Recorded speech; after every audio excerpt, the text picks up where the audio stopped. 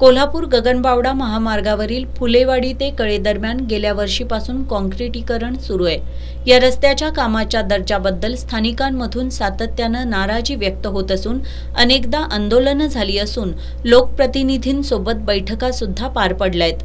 परंतु ठेकेदार चांगलं काम करू असं आश्वासन देत वेळ मारून नेण्याचं काम करतायत।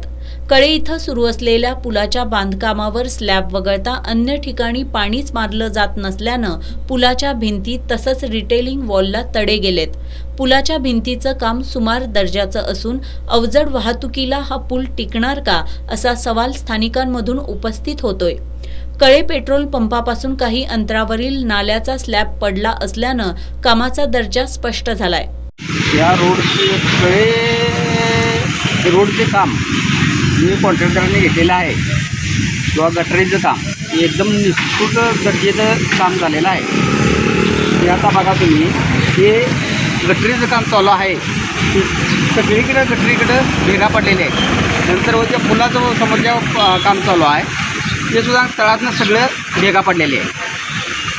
हे येऊन मोठ्या साहेबांनी येऊन याची चौकशी केली पाहिजे।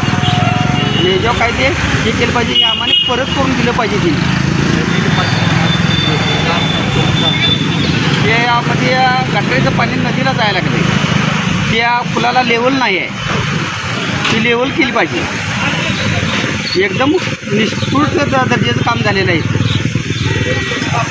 ठेकेदाराच्या निकृष्ट कामामुळे भविष्यात एखादी दुर्घटना घडली तर त्याला संबंधित ठेकेदारासह शासन जबाबदार राहील असा इशारा स्थानिकांनी दिलाय।